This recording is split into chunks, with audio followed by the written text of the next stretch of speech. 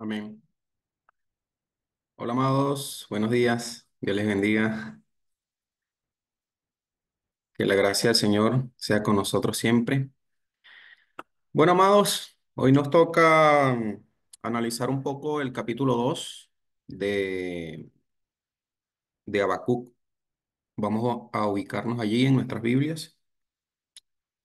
Habacuc, capítulo 2. Ya estuvimos viendo el capítulo 1, ¿verdad? Vamos a esta mañana concentrarnos en el capítulo 2. Pero es necesario mencionar eh, lo que ocurre en el capítulo uno, ¿no? Básicamente en el capítulo uno, Habacuc está angustiado y no entiende la justicia de Dios. Eso es en resumen lo que está ocurriendo en el capítulo uno. Porque Dios ha decidido, ¿verdad?, entregar a su pueblo en manos de los caldeos, del imperio babilónico. Para este momento, el imperio de Babilonia es un imperio que está surgiendo, está naciendo con potencia. Y el imperio de Babilonia, hermanos, es un imperio que se alimenta de los recursos de otros. Es así como crece y se desarrolla el imperio de Babilonia. Así que este imperio se dedica a invadir distintos países, distintas naciones, arrebatando sus recursos, arrebatando sus riquezas. Y es así como se alimenta, ¿no? Así que Dios en su soberanía y su justicia ha decidido, ¿verdad? Por el pecado del pueblo, digamos que condenar al pueblo a que caiga en manos de este imperio. Así que Habacuc no entiende cómo es que Dios, ¿verdad?, utiliza a los malos para hacer su justicia. A veces nos pasa a nosotros también esto, ¿no? Nosotros no entendemos cómo actúa Dios, cómo Dios hace su voluntad. Pero Habacuc es un libro donde podemos entender un poco esto, porque si le pasó a un profeta, bueno, a nosotros también nos pasa, ¿verdad? Que no entendemos cómo Dios hace su justicia. Entonces lo vemos en el versículo, por ejemplo, en el capítulo 1, el verso 12, dice, no eres tú desde el principio, oh Jehová, Dios mío, santo mío, no moriremos. Entonces, Habacuc piensa que porque ellos de alguna forma están en manos de Dios, Dios no los va a castigar, ¿verdad? Dios no los va a tratar de una manera cruel, digamos. Pero la justicia de Dios es diferente a la que Habacuc tiene en la mente. El capítulo 1 verso 17 dice, vaciará por eso su red y no tendrá piedad de aniquilar naciones continuamente, hablando de los caldeos, ¿no? ¿Acaso ellos no van a tener piedad de nosotros? Es una forma de decirlo, ¿no? Pero la justicia de Dios, como venimos viendo, es distinta. Nosotros tenemos que aprender que Dios, los planes de Dios y cómo Dios ve las cosas es muy distinto a como lo ven los hombres. Incluso en ese tiempo a Habacuc le costó entender esto. Y ahí comenzamos con el capítulo 2, ¿no? El capítulo 2 dice, dice Habacuc, sobre mi guarda estaré y sobre la fortaleza firmaré el pie y velaré para ver lo que se me dirá. Y que he de responder tocante a mi queja. Ese es Habacuc diciendo, ¿verdad? ¿Cuál es la respuesta a mi queja? Dice, voy a estar atento, pendiente. ¿Qué me va a decir Jehová respecto a mi queja? ¿Verdad? ¿Por qué? Porque la queja de Habacuc es ¿por qué Jehová nos va a entregar a un pueblo eh, que no tiene piedad, ¿verdad? Que es un pueblo impetuoso que va a llegar y nos va a maltratar. Y fíjense la respuesta de Jehová en el verso 2. Miren la respuesta. Dice, y Jehová respondió y dijo, escribe la visión y declárala en tablas para que corra el que leyere en ella. Escribe la noticia y cuando lean esta noticia, los que lean la noticia van a correr, dice Jehová, ¿no? Verso 3. Aunque la visión tardará aún por un tiempo, más se apresurará hacia el fin y no mentirá. Aunque tardare, espéralo, porque sin duda vendrá y no tardará. Esta es la respuesta de Jehová a Habacuc. Dice Habacuc, agarra tu papel, un lápiz y escribe lo siguiente. Y cuando escribas, el que lea esta noticia va a salir corriendo. Y el verso 4 dice, la visión no tardará. Lo que te he dicho que va a suceder. Y dice, mas se apresurará hacia el fin y no mentirá. Aunque tardare, espéralo. Aunque sin duda vendrá y no tardará. Increíble la respuesta de Jehová, ¿verdad? Habacuc se está quejando por qué van a venir los caldeos, por qué va a venir este imperio. Eh, Tú, Jehová, no eres un Dios injusto, ¿verdad? Pero Jehová responde de una forma, si se quiere, como es Él, ¿no? Como el carácter de Dios, que lo que ha dicho lo va a cumplir y lo va a cumplir pronto. Así que el pueblo de Dios, el pueblo de Judá, está condenado a la sentencia de Jehová. Y dice el verso 4: he aquí que aquel cuya alma no es recta se enorgullece, mas el justo por su fe vivirá. Entonces aquí nuestro Dios establece dos tipos de personas, ¿no? Están aquellos cuya alma no es recta, dice allí, ¿no? Cuya alma no es recta se enorgullece, es decir, los orgullosos, ¿no? Los que no tienen el alma recta para Dios son aquellos que practican el orgullo. Y el otro tipo de persona es aquel, dice, mas el justo por su fe vivirá. Entonces, eh, Jehová le declara esto a Habacuc diciéndole que, bueno, mira, hay dos tipos de personas, ¿verdad? Son las personas cuyas almas no son rectas y se enorgullecen, pero hay otros que son justos y es una promesa que hace Jehová allí, por su fe vivirán. Entonces aquí es un contexto donde donde se supone que ya va a invadir el imperio, ¿verdad? Va a caer el pueblo de Judá, porque estamos hablando en en el reino del sur, ¿verdad? Donde predicó Habacuc, donde se desarrollaron las actividades de Habacuc. Ya el reino del norte había caído, ¿verdad? Precisamente por la idolatría y por todas estas cosas que se empezaron también a practicar en el reino del sur.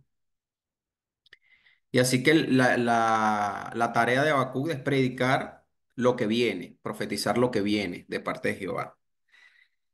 Y Jehová está diciendo, bueno, hay dos tipos de personas, los que se llenan de orgullo o los que por su fe viven. Y es una promesa, ¿no? De Dios, porque le está diciendo a su pueblo que si ellos permanecen en fe, ellos van a permanecer con vida. Y esto lo podemos tomar de dos formas, ¿no?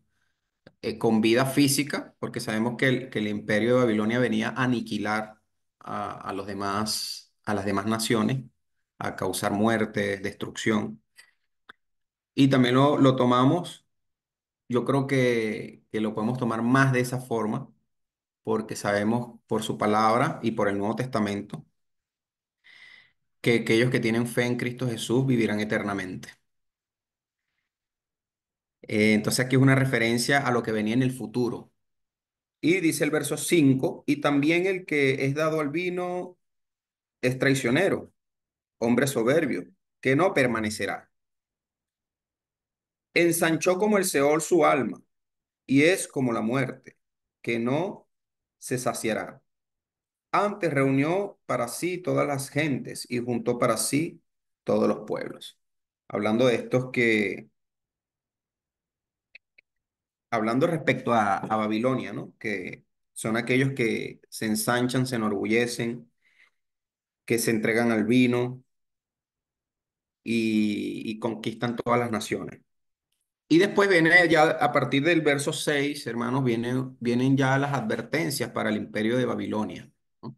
Porque no es nada más, hasta ahora Jehová no se había declarado, no le había dicho a Habacuc que cómo van a suceder las cosas. Eh, y le dice, bueno, pero es que yo puedo utilizar el imperio de Babilonia, pero también el imperio de Babilonia se las verá conmigo. Y ahí comienzan los ayes. Los ayes son como, digamos, unas advertencias que Jehová decide poner al imperio de Babilonia. Y dice el verso 6, vamos a leer un poco. Dice, no han de levantar no han de levantar todos estos refrán sobre él y sarcasmos contra él.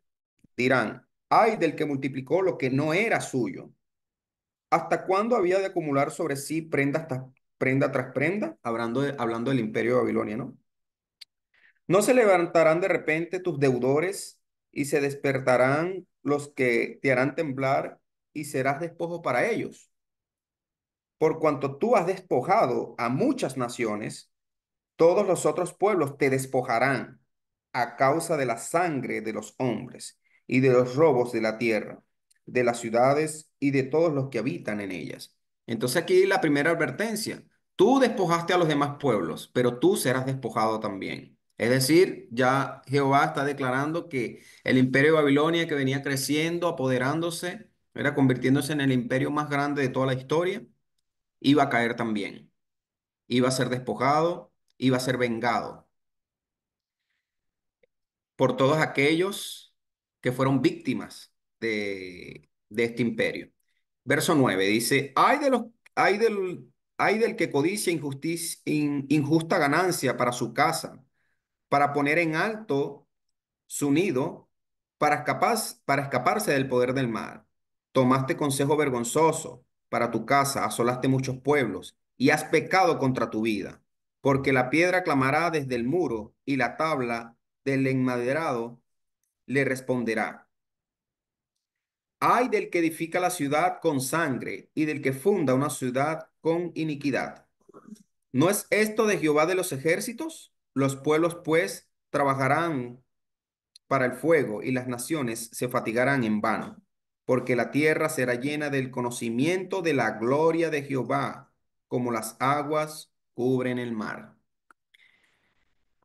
Entonces la segunda advertencia, ¿verdad? Todos aquellos, ¿verdad? Tú tomaste consejo vergonzoso, dice el verso 10. Asolaste a muchos pueblos y has pecado contra tu vida. Es una advertencia contra este imperio, ¿verdad? Grande, poderoso. Yo me imagino la cara de alivio, ¿verdad? O el sentimiento de alivio de Habacuc al saber esta noticia. Saber que Jehová iba a tomar cartas sobre el asunto, sobre el imperio de Babilonia, que iba a traer mucho mal al pueblo de Dios. Parte de esto lo podemos ver en el libro de Daniel, ¿verdad? Cómo fue que el imperio de Babilonia finalmente invade Jerusalén y destruye lo más valioso que podía tener el pueblo de Dios, que era el templo que había hecho Salomón, ¿verdad? El primer templo. Y ahí se ve la gran caída del pueblo de Dios. Pero después, unos capítulos después, ahí en el capítulo, en Daniel, vemos cómo Dios se encarga después de la caída del imperio de Babilonia por manos de los medos y de los persas. Entonces están las advertencias, ¿verdad? Tú construiste tus ciudades, te engrandeciste con la sangre de los demás. Así que prepárate para lo que te viene. En pocas palabras es lo que está diciendo allí Jehová, ¿no? Y dice más adelante,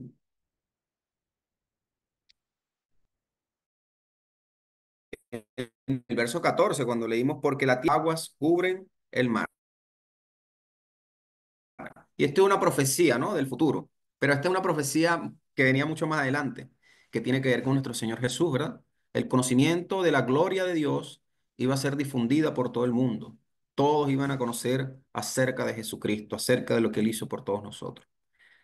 Dice el 15, otra advertencia, hay del que da beber a su prójimo, hay de ti, hay de ti que le acercas tu hiel y le embriagas para mirar su desnudez.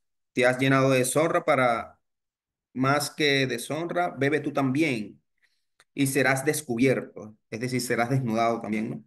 El cáliz de la mano derecha de Jehová vendrá hasta ti y vómito de afrenta sobre tu gloria, porque la rapiña del Líbano caerá sobre ti y la destrucción de las fieras te quebrantará a causa de la sangre de los hombres y del robo de la tierra de las ciudades y de todos los que en ellas habitan.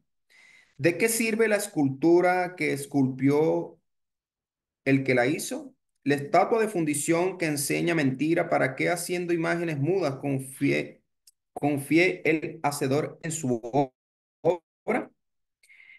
Ay del que dice al palo, despiértate, y a la piedra muda, levántate. ¿Podrá él enseñar? He aquí está cubierto de oro y de plata, y no hay espíritu dentro de él.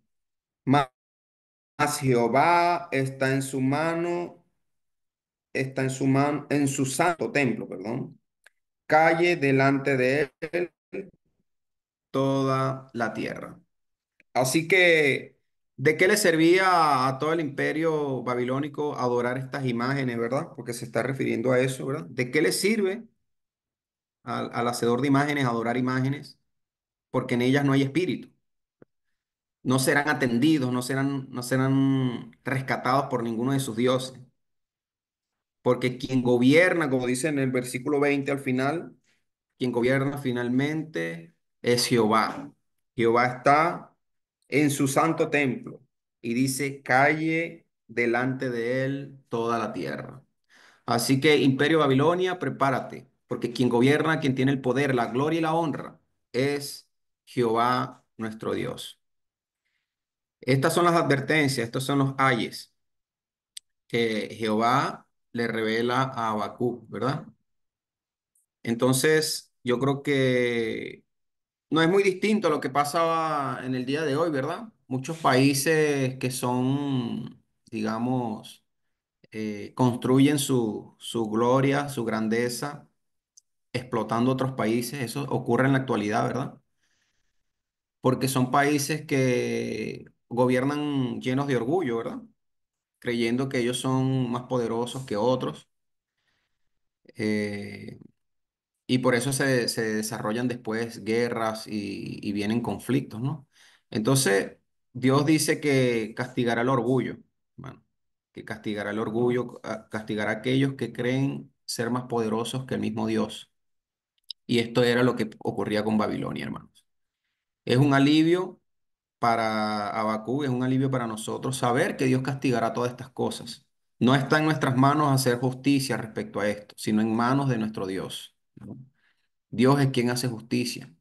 Lo más bonito está en el versículo 4, ¿verdad? Que sabemos que el justo por la fe vivirá. El justo por la fe vivirá. En medio de este mundo, hermano, lleno de corrupción, ¿verdad? En este mundo lleno de maldad, lleno de mentira, lleno de avaricia, ¿verdad? El justo dice que no va a vivir, que va a vivir es por la fe.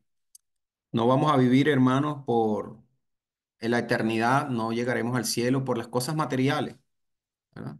El mismo Jesús dijo, eh, la vida del hombre no consiste en los bienes que posee, ¿verdad?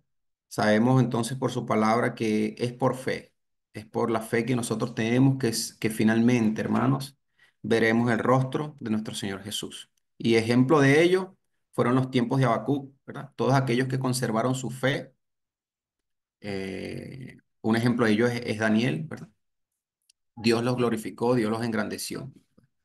Así que, hermanos, tengamos esta fe, tengamos esta esperanza, ¿verdad? De que Dios es quien hace justicia, aunque no entendamos muchas veces, y que Dios es nuestro Salvador. Dios les bendiga, hermano.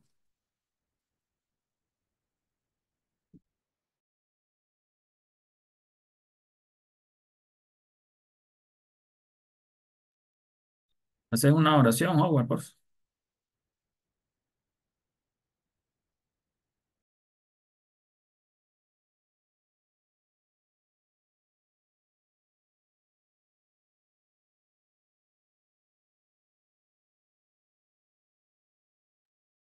Gracias.